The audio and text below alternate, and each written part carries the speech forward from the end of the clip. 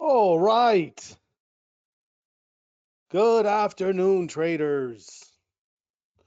Good afternoon again to some of you who were hanging out with me just now in the trading room. Lots of fun.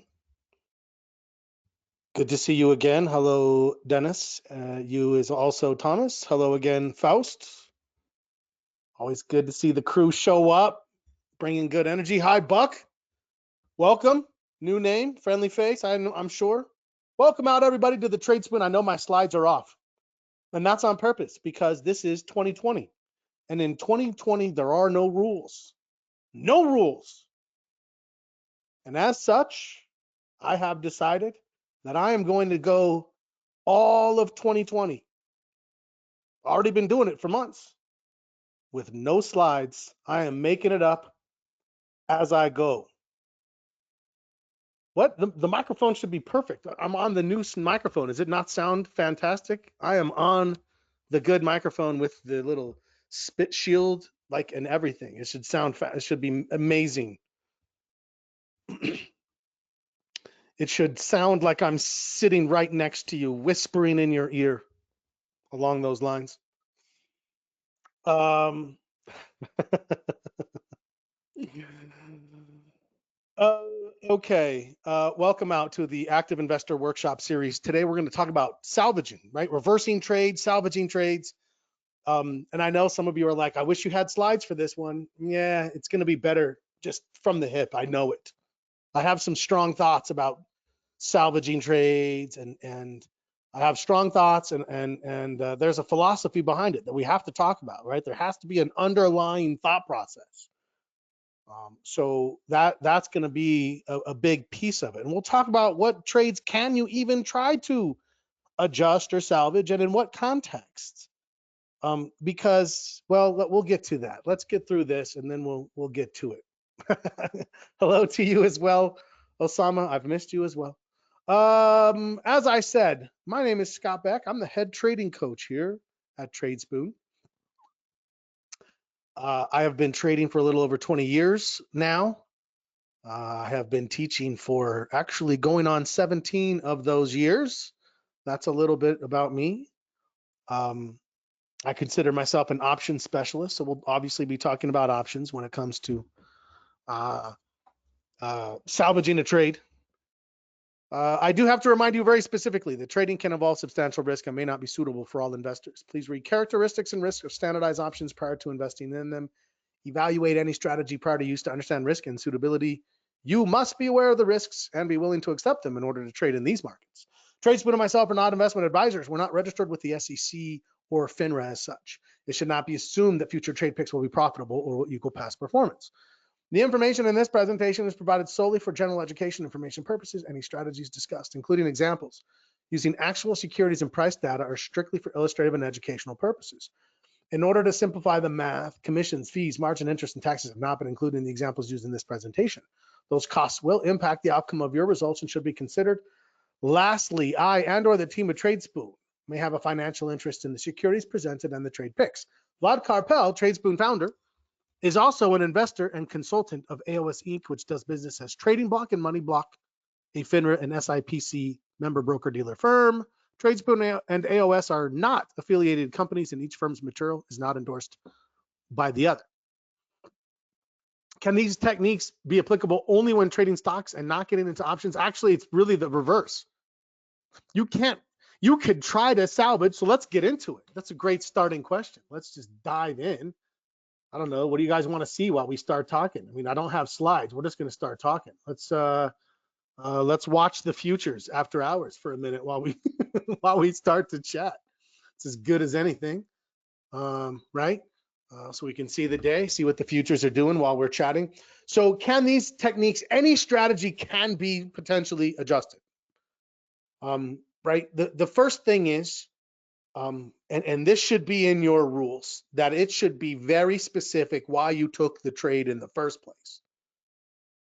And when I talk about taking trades, I talk about them on 3 levels related to options. Remember, this will be recorded. So if you're trying to write notes, you can go back and play it. But there are going to be some good rabbit holes for you to pursue. But there are 3 dimensions we need to consider when we're building a trade and thinking of salvaging a trade or reversing a trade or complementing a trade. And that would be your option Greeks, particularly delta, theta, and vega, which correspond to price, time, and volatility. So when you first take a trade, I'm going to show you a live example because actually I'm going to switch this. I'm going to show you a live example of a trade that we built in a trading room and then adjusted in the trading room. So we did adjust, salvage per se, right? So let's get some dates associated with what we're doing here. So I'm gonna go into the account statement, and here's the trades. Oh no, what was that? I don't remember what that even was. Here's the trade. Here is the first one. On October the 22nd, we put a butterfly trade on. Okay, this trade is still on. This other one is closed, but really technically shouldn't be. But we're going to use this as an example. So on October 22nd, we had a trade that looked like this.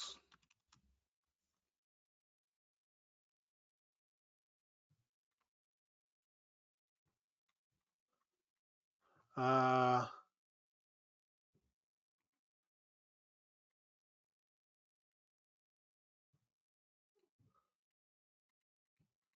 can't take it off. Oh, there we go.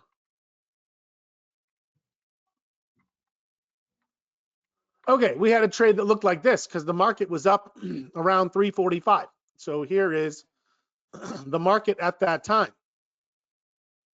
So in this situation, when this is what we saw, we thought we might start to see a little bit of a neutral market. We could give it a bias to the upside, a little bias to the downside. We put butterfly on. The butterfly looked like this. Let's go back to 1022. And any question you have about salvaging, just put it on there. I promise I'll get to it. This narrative will turn into the philosophy we need to be thinking about. So we put this trade on here. We had plenty of room to the upside. And plenty of room to the downside. Well, it seemed. And then all of a sudden, the market went a little bit further than we thought, and and it came all the way down here towards like 325-ish, right? Well, at 325, this trade was way out here. It actually wasn't making money at the time. It was about break even or so. And we said, we're going to adjust this trade. If we leave it out here, it's no good. And we weren't obviously thinking it's going to snap right back the way it actually has. So what did we do? We adjusted the trade. That's what we're talking about. If you want to use the word salvage, you can. I hate that word because salvage, I mean, think about what you're salvaging. That means you've got a garbage trade if you're salvaging, like a hoopty, a wreck.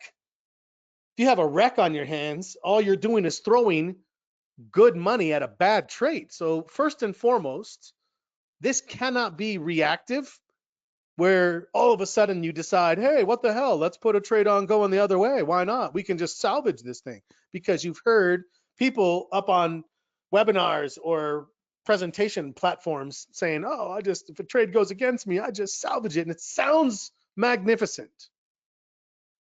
And it's magnificent on paper. But in reality, we trade in very complex environments. Excuse me. And if we adjust a trade, we have to understand that we are changing the complexion of what we started with. When I adjusted this trade and I added to it, I really didn't take on a whole bunch of extra risk. In fact, I talked about, I don't want to do this if it's only going to come back. I waited a good long time to be convinced, to the point where I thought, well, I doubt it just snaps right back. Of course, what did it do? Well, it snapped right back, right? That wasn't not what I was expecting it to do. Otherwise, I would have put a different trade on. But at this point, what's happened is now this is coming back. But the problem is the trade that I salvaged with, and this is the point that has to be taken into consideration. This trade that I put on because the market had dropped down there is now the trade that's hurting me.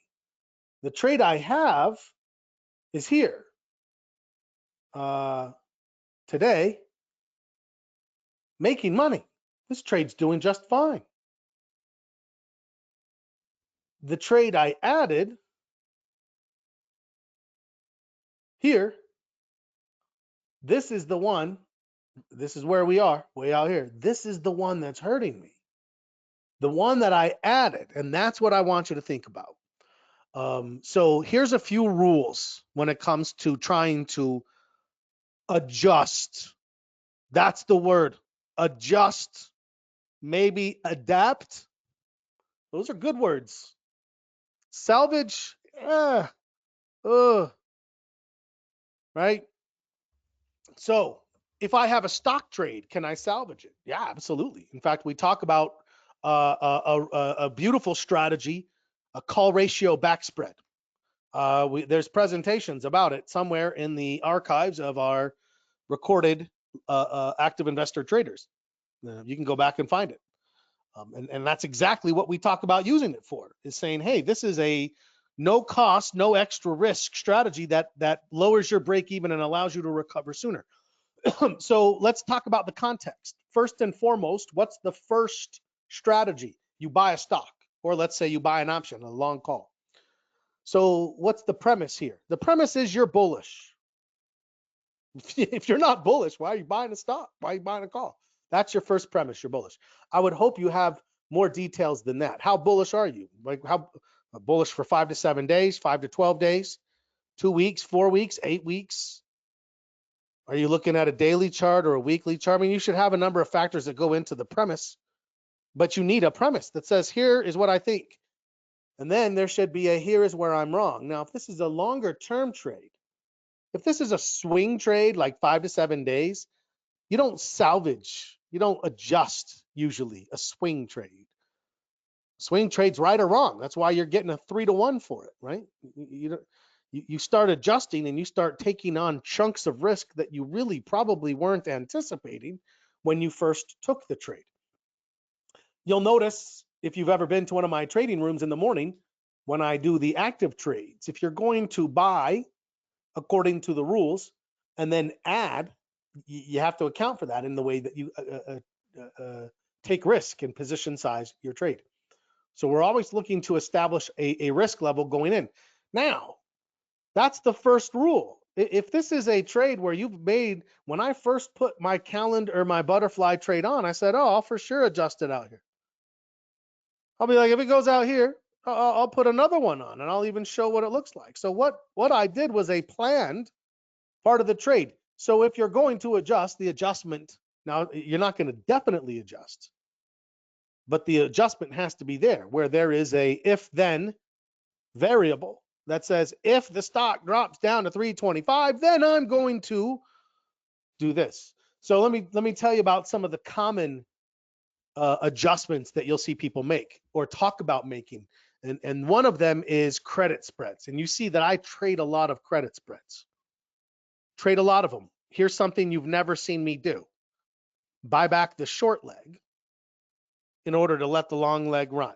You've never seen me do that, and you won't see me do that, right? Because that is taking a bull put spread, which is a delta positive, theta positive, vega negative trade, and in one swoop, turn it into a delta negative, theta negative, vega positive trade. Just that, I mean, it's completely reversing. And you're taking a trade that is contained. Its risk is contained. When you look at, when I look at the reward to risk ratio for a, oh, let's see, I might even have one that we just did today, I think. What did we just do today? What did we do today? Taiwan Semiconductor. That's what we did today. I'm all yelling. What did we do? Someone tell me. I can't remember. TSM. Okay, so what do we have here? Here we have a bull put spread. Yeah. So like I said, in this bull put, so this is what I said is important. You have to have your original premise. If you're ever going to think about adjusting to what? What's my premise? My delta is bullish. I am bullish. It's a positive delta. My theta, also positive. Time is working for me. I have a nice little advantage. I don't have to worry like, oh, if I get to the weekend, what am I going to do? I'm going to sip my cocktail over the weekend and think about positive time decay. Vega negative. If the stock goes up, I'm expecting volatility to go down. Yeah. If volatility goes down, I make a little more there as well. 3 variables, 3 directions. Now, if all of a sudden I decide, you know what, I'm going to reverse this trade. So what would that salvage be? Let's say the stock breaks to the downside and you're like, oh, it broke to the downside. Now I'm bearish. I personally don't turn bearish like that. That's an event. I think bearish and bullish is a process that needs to complete itself. That's just my opinion. Let's say we did though. What would we do? We would buy back the short option, right? I buy back the short. So in this situation, I take this option here, these two, and I buy it back now. If I'm buying it back, it's because things are going against me already, right? They're going against me.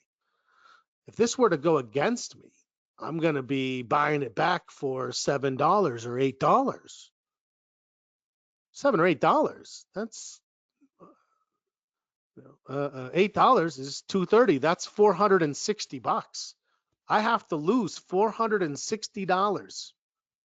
Let's just estimate it at $450, right? $450 loss to buy that option back. Then what has to happen?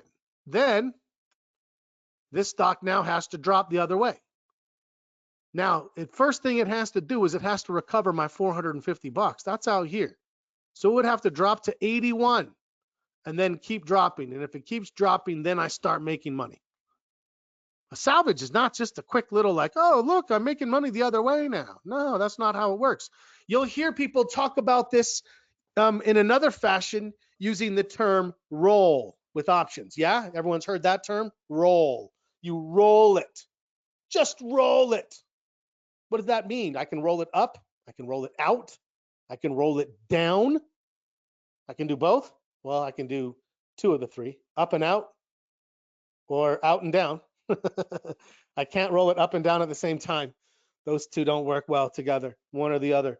What is a roll? It sounds like this magical strategy, right? Oh, come on, man, just roll it. It's all you got to do.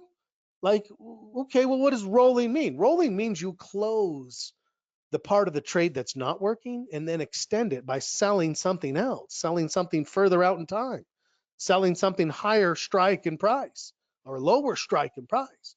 So a roll is the same thing we're talking about here. You're taking a loss. So understand that the vast majority of the time when you're adjusting trades, when people talk about adjusting trades, number one, they tend to use it as a sales pitch. So obviously you should be careful, right? Oh, I can just salvage it, man. I put it on and then I go the other way. La-da-da. It does sound great. And if you've ever tried it, you've probably made it work once or twice. And then you've probably gotten just absolutely punched in the mouth for trying it, right? Because what happens? You take $450 loss, it goes $2 the other way, and then all of a sudden smashes higher, like how many things we've seen do over the last 6 months, where it goes through a correction and then pop, pop, pop, just takes off. And then all of a sudden you would be losing upwards of, what is this, $300? $300 plus the $450 I already took. That puts me at a $750 loss for potentially trying to change the direction. $750. When I first put this trade on, based on it having a directional bias and me being wrong, my risk is around $200, maybe a little less. So if I go into a trade thinking I'm going to lose 200 and then I go into salvage mode and walk away losing $700-800, you won't try that very many times. I know I didn't. Like, oh, that's not that's not what they made it look like on TV. I'm just kidding. I've never seen it on TV, but you get the drift, right? So rules for salvaging. Number one, it has to be built into the original trade. What I might do. So like this trade, I actually said, and it's not a salvage, it's a positive adjustment. I said if tomorrow I get additional confirmation, I'm going to add 2 more contracts and then look to raise my stop within a day of that and try to leverage myself into the trade when it's working. That's a great time to add more when it's working.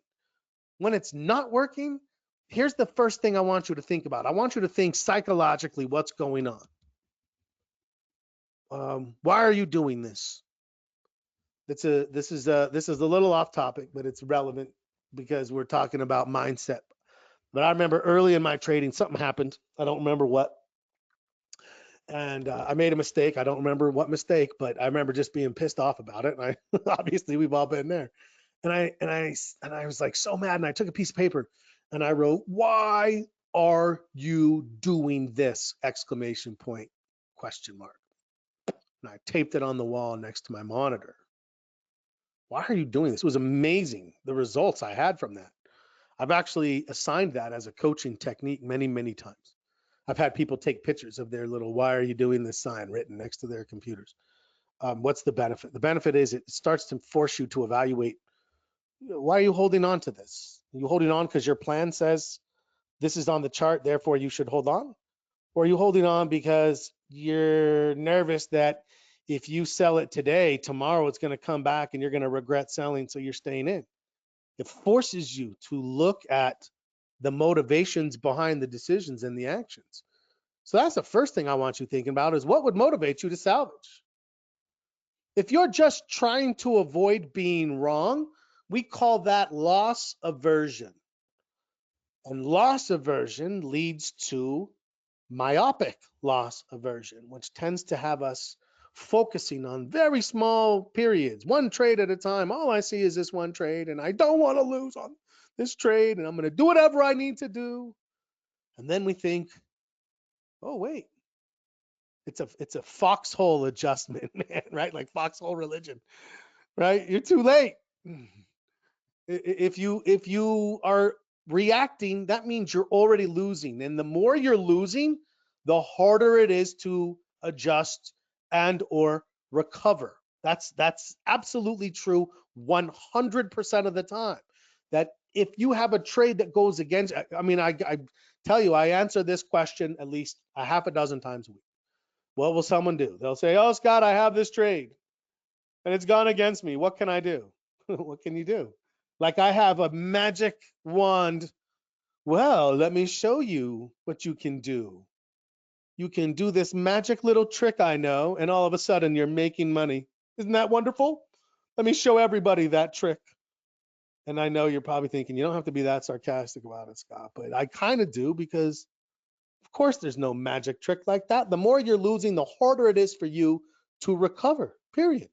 So if you're going to do something, know exactly when you're going to do it so that you can implement it timely enough, right? So like right now, I have an SPY trade that's still going against me because of that other trade. Okay, I have a plan and I know exactly how I'm going to take my loss if I have to, and I'll take my loss. So when you're thinking about adjustments, one of the first things I want you to think about is a quote. The quote comes from a trader. I can't remember his name. It's not important. But he said, if I'm walking down the tracks and I see a train coming, I get off the tracks. Yes, that's the advice for today. If you're walking down the tracks, any tracks, and the train is coming, please exit the tracks. So sometimes the best way to be right is simply to stop being wrong. Want to salvage a trade? Keep what you still have and take the loss that you know. right? The loss you know is sometimes better than the loss you don't. So if you're ever going to adjust a trade, the rule is it has to be in place in stage one of a trade. And for me, stage one is pre-trade, due diligence. Where and how I adjust and what the new risk level will be has to be a part of it. That's it. Now, how can you adjust? Well, there are good ways to adjust. So for example, I adjust neutral trades when I have butterflies or calendar spreads, both of which are neutral. I absolutely will adjust butterflies and calendars. I'll add to it in very specific scenarios. I know exactly how and when, and I'll add, and sometimes I'll add again.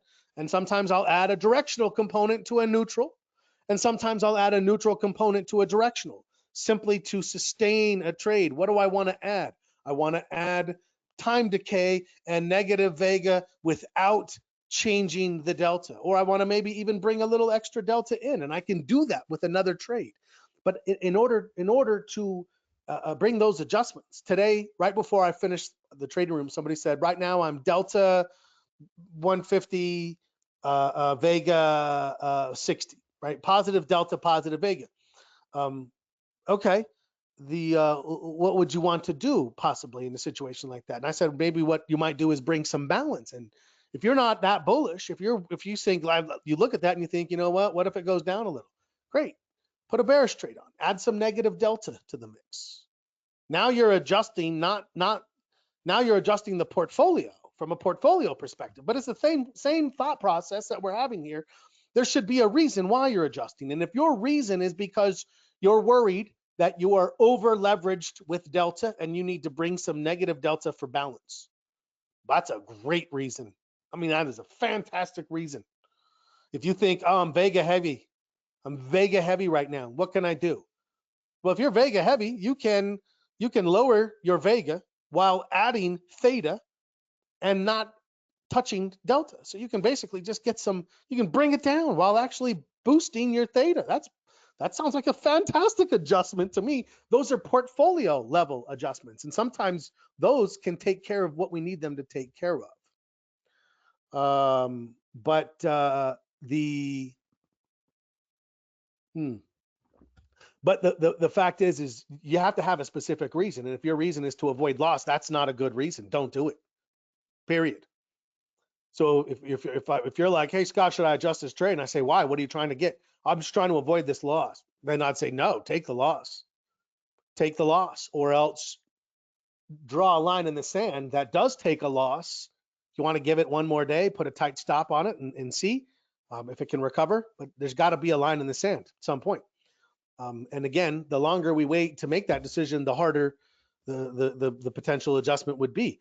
But adjusting long positions, like long stock, you own stock, certainly you have the ability to adjust it by selling covered calls. You have the ability to do something that is called a ratio back spread, where I can buy one option and sell two and give myself the ability, right? I'm leveraging the fact that I own shares, and I give myself the ability to recover sooner. So what would be my thought process there? I'm bullish.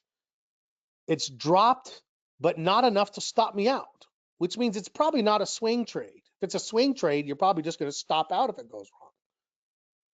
Maybe this is like, again, and if you own stock, right? You own some stock, or you have a longer term bullish trade, or some leaps, or a longer term spread, something where it goes against you, but hasn't gone wrong. That's the only time right there that I would do that strategy. The trade has gone against me, but I'm not wrong. So what do I want to do? Well, if I can adjust it so that it's easier for it to come back and I make more money without impacting the downside or the risk level that I'm taking, hell yeah, free adjustment, call ratio back spread. So that makes sense as an adjustment. Sometimes if I'm buying out of the money options, I will buy because they're super cheap, and then I'll actually plan on buying twice as many if the trade cuts in half. So if I buy 10 contracts for 40 cents, I'll plan to buy 10 more for another 20, and say, okay, that's a one time only, right? I'll do that when options are cheap. So If you ask me if I've done that in the last 9 months since the VIX first went on its pandemic ride, the answer is no. And we haven't seen a market that would be conducive to that strategy. So I do absolutely believe in adjusting trades, thinking about ways to adjust trades, adjusting portfolios with additional trades. I think that that's probably your best bet for now, is to start seeing your portfolio from a broader perspective. Someone had a comment that said, how about buying back the short side if it is making a good amount of money to cover the long side? I mean, even then, like, one thing that you might do, and it would be, if you can ever buy back the short way early for a good profit, and then there's time for like a miracle drop, sure, what the hell, right? If you can buy back your short super cheap, then your long's probably worthless anyway. So why would you, there's really not, in fact, if you've ever had a hard time getting out of a spread when it's like 2-3 cents, it's probably the long that's killing you. I've had times where I was trying to exit a spread for 3 cents, couldn't get out. Then I exited the short put for 3 cents and I got out no problem. I was trying to attach a worthless option to an order. Hey, I want to sell this. They're like, what are you talking about? Nobody wants to buy that. It's worth nothing. Why would you attach it to that order? So if you're to that point, yeah, you may as well hang on and see. If you ever buy back a short and hold a long, you have to immediately put a pretty tight stop in place in order to contain the risk the other way. So whatever risk level you thought you had with your spread, I would say triple as a minimum, when you try to switcheroo. So that's the T. Salvage, no, because salvage is the wrong mindset. Salvage is avoid loss. Don't try to avoid losses. Be willing to take losses. If you're directionally trading, well, most of the time that's when you're thinking it's going one way and it comes the other. So you get out of the way. You take your loss, you move on. You're trying to get 2.5, 3-to-1 trades. The adjustments are usually longer term positions, where I have enough time to recover. I can add some things, do some things. Neutral positions, adding neutral to directional or directional to neutral in a pre-planned manner, right? Needs to be scripted. If it's not scripted, if it's proactive, that's one of the rules, right? So it's not just, why are you doing this? That's certainly one question. And if the answer is because you're following your plan, well, then have a go, right? Move forward. If your answer is to try to avoid this loss that I'm facing, because this loss sucks, I get it. I'd like to avoid buy losses too, but not at the risk of losing more money when the prospects aren't great for recovery, right? So that's the first question. Why are you doing this? Second question. Well, I lost my own train of thought. What was the second question? Second question. Oh, I had a really good second question. It'll come back to me. I got distracted by taking a step back. Let me know if you have any questions about this. So first question, why are you doing the second question? Oh, am I following my rules? That's it, right? Is it proactive? That's what it was, which means you're following your rules. Is it proactive? That's it. That's so simple at that point.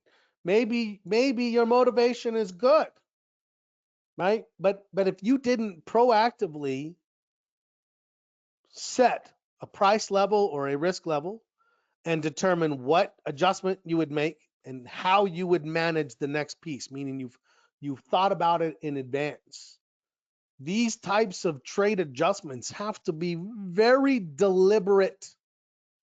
It's one of my favorite words now. My kids hate it because I say it too much to them. Deliberate, right? What are we doing? This should never be this ambiguous throw some spaghetti at the wall and see what sticks, right? Everything we do should be on purpose, deliberate, on purpose, with careful thought and consideration. Magnificent. That's what we want. So is this adjustment a deliberate adjustment? Meaning you thought about it in advance, you've planned it, you've already seen how many contracts, what you're going to put on, what the risk level will be when you make the adjustment, and how you will manage from there to make sure that you don't get sucked into the eddy and get whipped around. If you've ever been river rafting, you know exactly what I mean when I say sucked into the eddy, right? You just, it's this doesn't let you out until it throws you out. And that's what we have to be careful about. So rules for adjustments, make it planned in advance. If you're going to adjust something, make sure you come with some kind of advantage. The last thing you want to do is just start buying options like, now I'm going to buy some puts the other way, and then it turns and it starts to come back, and then you're like, oh, now I'm losing on my puts. So you sell your puts and then your calls fall. I mean, like, you get into this like weird self tug of war where you're like pulling against yourself somehow. Don't chase your tail like that. When you're analyzing price action, support and resistance, supply and demand, those forces don't just immediately shift. I mean, in fact, people thought that, right? They're like, oh, we went from this work from home trade to the economy's opening, buy some airline stocks and some cruise lines, and then that rally didn't last. It's already pulled back, and it's like now we're seeing that it's got to be more sustained. It's got to be more sustainable. So this TSM trade, could I adjust it to the downside? I could, right? I absolutely could. If it fell hard, now if it fell to 85 and I thought, you know what, at 85, I want to add something else to it, it would change the complexion, even if I added a neutral trade. So let's say I decided to add a butterfly, which would be a nice after a fall kind of a trade. Where would that fall go to? That fall would go around 85-ish, let's say. So it drops down here. So let's say I decided I wanted to account for 85 and let it test all the way down near this, and I put a butterfly on at 85. 85 by 90. Let's see what that would look like. Yeah. Butterfly. December. I'm going to do some calls.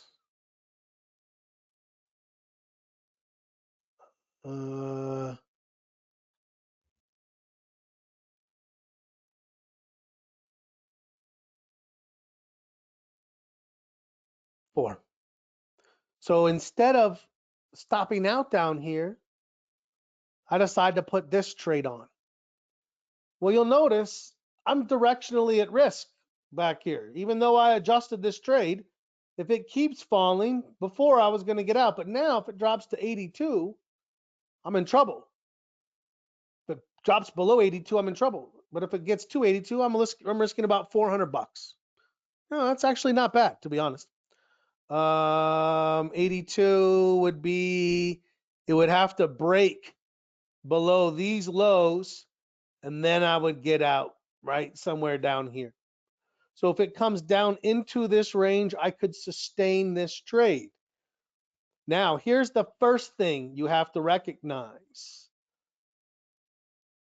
My gain goes from a maximum of $818 to a maximum of $400. So one of the things I like to talk about when I'm coaching people is, what is the pawn? What's your pawn? What does that mean? What are you sacrificing in order to put on this adjustment? You don't get free adjustments. That's not how the market works, right? We should know that we don't get free adjustment. Oh yeah, sure, throw an adjustment on, and you can just, right? The call ratio back spread's about as close as it gets, and that's a very specific scenario in a very specific setup. It's not like you can just do that all the time. That's a rare and very specific environment. So most of the time, adjustments are going to cost us. So if I do this adjustment, what happens? Well, I first of all cut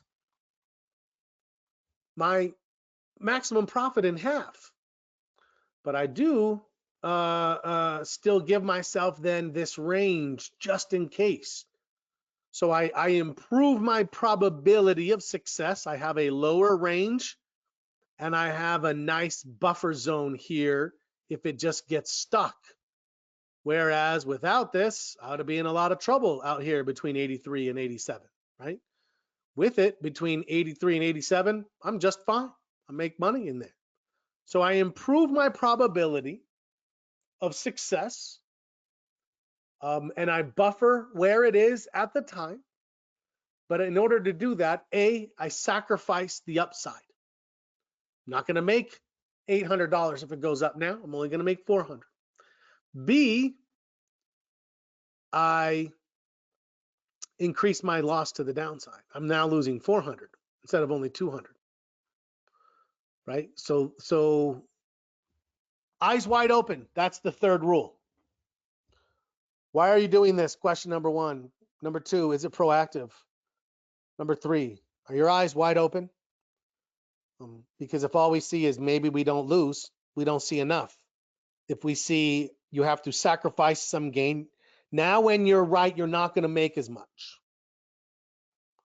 Right? You had to somehow pay for that. Remember that you're adjusting oftentimes at a losing position. Any adjustment you could make at break even or making money probably is a good one. That would be something like a rolling a calendar spread, possibly. But if you're playing from down the hill up and you're charging up, you're already at a disadvantage. You're already coming from behind. That makes it harder, which means that if you do achieve your objective of the comeback, you're not going to make as much money. There's no way that you keep your same potential for gain while making these kinds of adjustments. You just have to acknowledge that. And that usually means making less money when you're right and taking on a higher level of risk if you're wrong. So if there's a good reason for doing it, then yeah, right? But what you're going to say is there has to be a good reason. And again, that reason cannot be to avoid the loss. Simple rule, right? If you're just trying to avoid the loss, that's counter to good trading. That's oftentimes our mentality early in trading. I struggled with losses. I had to make it a contest. And so now I can say I am a champion loser. I'm better at losing than the rest of you. Maybe not. Maybe that's an untrue claim, but I'm pretty good at it. I'm pretty good at taking losses. I didn't used to be, right? Why? Because when you have that avoid it, salvage it, just seeping, and that is the right word for it, seeping in the back of your mind, it inhibits your ability to trade the right way and have the right mindset. Right? So that is why I think it's so important to have a high level psychology discussion in addition to talking about making adjustments. So number 1, never salvage. Salvaging is just the wrong thing. Adjusting, sure. If it was planned, if your motivation is because you're following the plan, not because you're trying to avoid a loss, if you have specific details for that plan, right? That's what we're trying to do. And number 3, are your eyes wide open? Do you know what your risk will be and where you will get out if you do make this adjustment? Do you know what you're sacrificing if you make this adjustment? Will you change your management strategy, and if so, how? If everything's in place like that and you're just following the plan, I'm 100% on board. Then you can evaluate the plan if it works or doesn't work over time.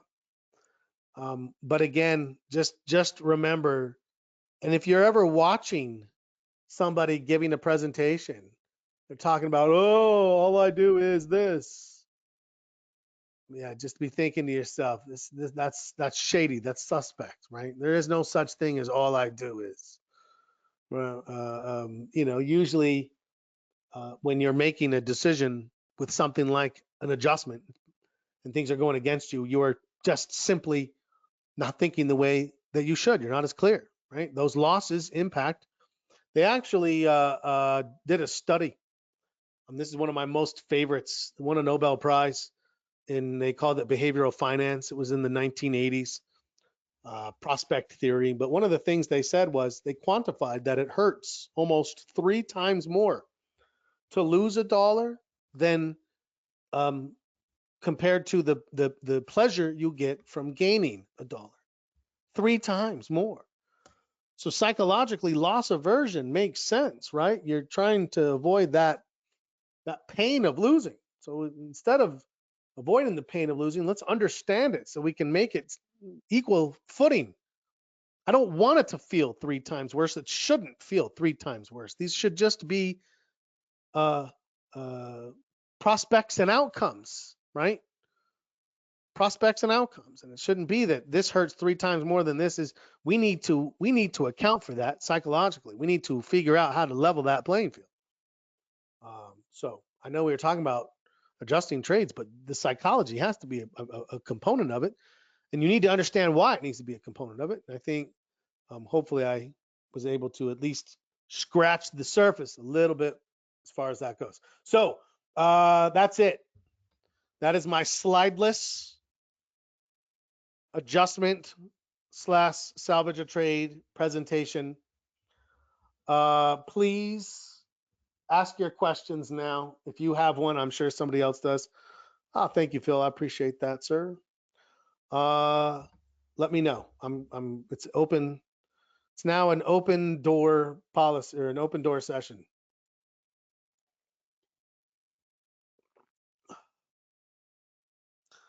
And I don't know if you guys knew the rules. The rules are this. If I open it up and nobody talks, it's because you're just in awe of how great the presentation was, and you think that I'm a great instructor, and that's what led to your silence. Thank you. I appreciate it, Ernest. That's very nice. Why do I refuse to take a loss and get out of winners too soon? Hope and fear. Hope and fear. That's what this study conducted by a couple of guys named uh, uh, Amos. No, let's see, Tversky, Kahneman, Daniel Kahneman, Amos Tversky. Kahneman's still writing books. He wrote one recently called Thinking Fast and Slow. Very cool stuff if you're interested. What happens? What's our mindset? Stock starts to go up. What do I think? If I don't take the profit now, the market's going to take it away from me. What's that emotion? Fear. I'm afraid that I will give the profit back if I don't snatch it. There's very interesting questions that kind of prove this. Maybe one day we could go through it on one of these active investor workshop things. Then think about the other side. You have a trade, it's going against you. What's the emotion we feel? Hope. I hope it comes back. Or if you do feel fear, it's not fear of losing money, which is what we want. Your number one fear should be losing money. That's the best way you could script it.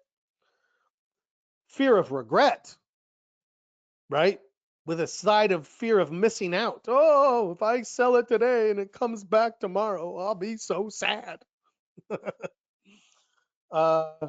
So fear and hope. Do I believe fear and hope have a place? Yes. Fear of losing money has a place, and that fear of losing money should come when things are going wrong. Hope a good trade turns into a great trade. How do you hope a good trade turns into a great trade? You stay in it with a plan, with a very well scripted plan. And that, my friends, is what leads us to the whole mindset of cutting losses short, letting winners run. Athletes often underperform in big games. They're afraid to be the goat of the game, right? Situational performance anxiety. The example I use is shooting a free throw, right? 10 feet high, 15 feet away. I have a 10-foot hoop in my driveway with a line marked 15 feet away. I can go out and shoot some free throws, my son. Go into a church gym, it's empty, shoot some free throws, right? Then all of a sudden you start putting context to it. You're in a preseason game, shooting some free throws early in the game. It's not much harder, right?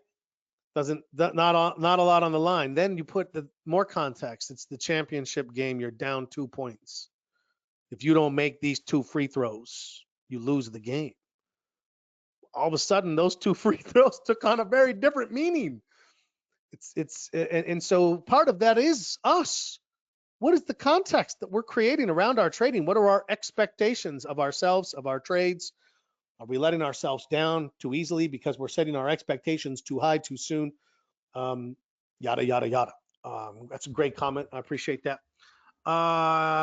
Terrence says, I have a Roku credit spread. Short the 230 put, long the 220, now underwater. Yeah, let's talk about it.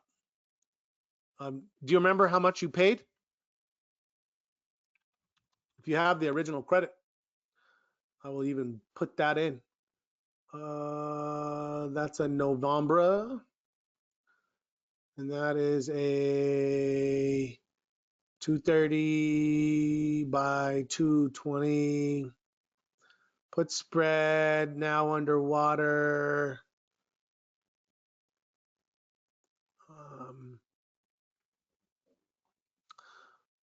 152. Ooh, I would say, yes.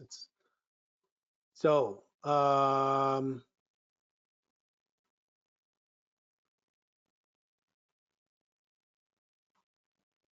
so 217. And here is Roku. So Roku just kind of took a hard nose drop after the earnings. It went up and then it fell back down. I like it, but it could take a minute or two, right? You can see even today, the sellers were way off the low. It's diminishing from the prior day, but it's still got work to do, and you need it back above 235 by next Friday. 230, 13 points, 217, 6%, 6%. I mean, I think it's feasible, but again, this would be impossible to try to adjust because it's so far down already. There's not much we could do with this. And Thinkorswim is a great place where you could go and say, well, what if I did this? And you realize, man, it doesn't really help me that much. At this point, you need to look at this from a now what perspective. With this low, 207.50. So let's say I go a little below that, 207. You saw it there today or yesterday, right?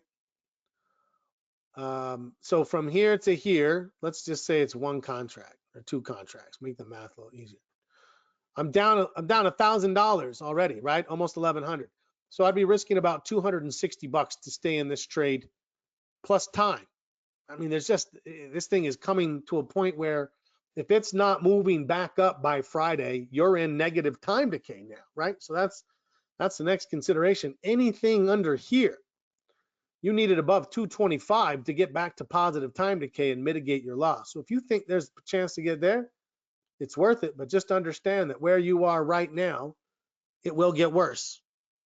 When things go bad, they get worse. We need this thing to recover pretty quickly. And once it starts to recover, you would very quickly trail this behind and see if you can't get back into this territory. You can get back in here by early next week. You've got a ball game on your hands, and you can see what happens as you get closer to the week and see if it can keep on moving, and you look to trail your stop because time is now on your side, right? Out in this area, time is now moving up in your favor. So again, you can see, I appreciate that. I hope that helps, Terrence, that you would be willing to share that. You can see how there's just, to be down that much, you would have to take a significant upside trade to recover, which then puts you at a bigger risk to the downside if it doesn't.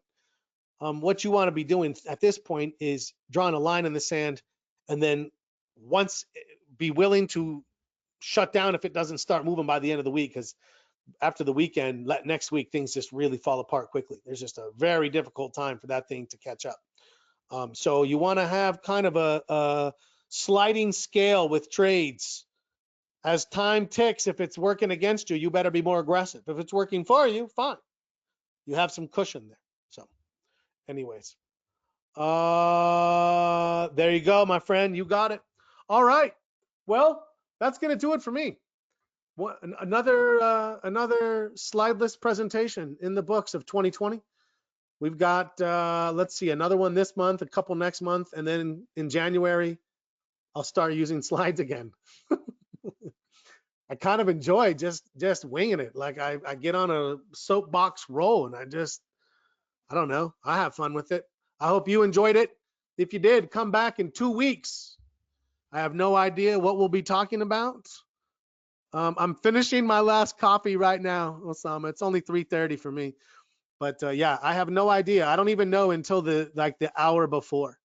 And then I figure, you know what? I'm gonna keep winging it. I'm yet to see a topic that I can't cover fairly well without a lot of preparation. So I kind of look at it as a personal challenge.